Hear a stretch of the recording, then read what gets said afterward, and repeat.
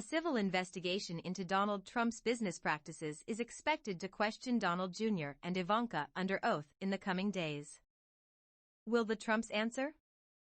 The ex-president's lawyer has indicated that he will advise Trump to stay mum and invoke the Fifth Amendment's protection against self-incrimination. It's a constitutional right that gets high-profile exposure in settings from Congress to TV crime shows, but there are nuances. Here's what it means and doesn't to plead or take the Fifth. What is the Fifth? According to the Fifth Amendment to the U.S. Constitution, no one shall be compelled in any criminal case to be a witness against himself. In the most direct sense, that means criminal defendants don't have to give damning testimony in their own cases. But it has come to apply in non-criminal contexts, too.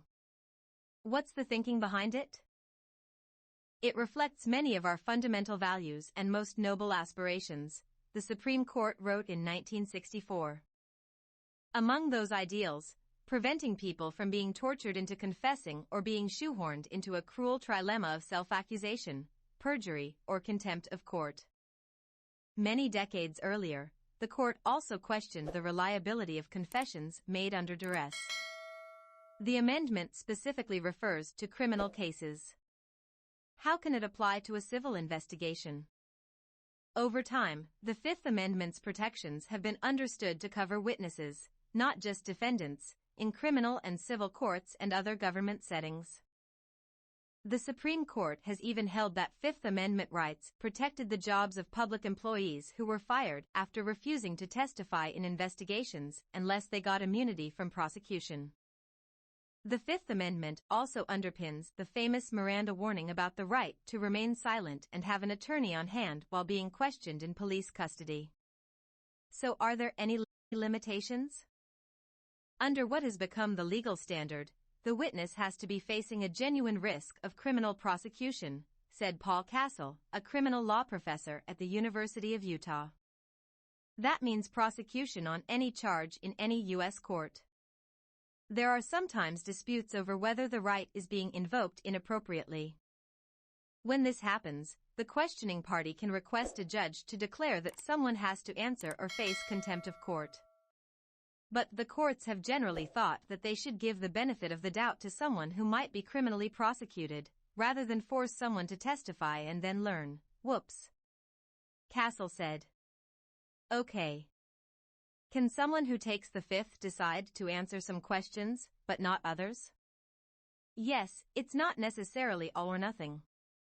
But even deciding to answer selectively could be risky. Responding to one question can enable the other side to argue that the witness can't refuse to answer other, related questions. Another concern, seemingly safe questions could be meant to build evidence about an allegation that's not on the witness radar yet. If you invoke the protection, does that work against you? Legally, it depends.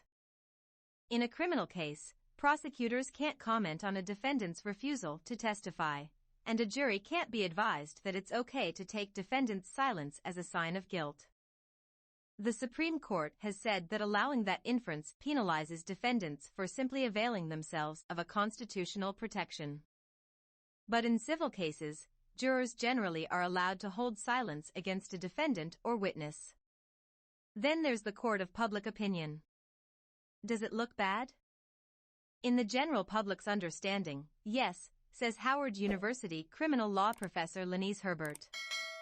But that's just a result of poor civics education. The former federal prosecutor often reminds her students that while jurors might want to hear a defendant's side of the story, it's a defense attorney's job to make sure the jury understands that the client has the right not to take the stand. Can we get back to Trump? He's being questioned in a civil investigation. Can he claim there's potential for criminal prosecution? Attorney General Letitia James' civil inquiry, his lawyers have already claimed, is essentially a fact-finding mission for Manhattan District Attorney Alvin Bragg's parallel criminal investigation.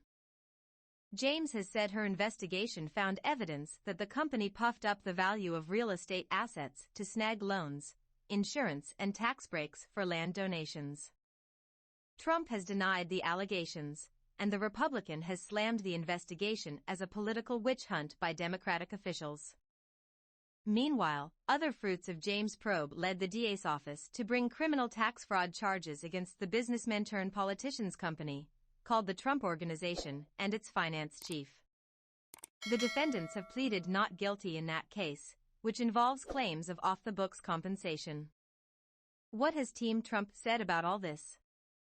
Trump lawyer Ronald Fischetti has said that unless legal immunity is granted for the ex-president's upcoming deposition, a term for sworn pre-trial questioning out of court, he'd advise invoking the Fifth Amendment because that's what the law provides. Still, he maintained that publicity surrounding such a choice now could harm Trump's defense if there's a criminal charge down the road. How can I possibly pick a jury in that case? Fischetti said in trying, unsuccessfully, to block the deposition. Several years ago, Trump himself suggested that only people with something to hide could benefit from the protection. The mob takes the fifth, he declared once.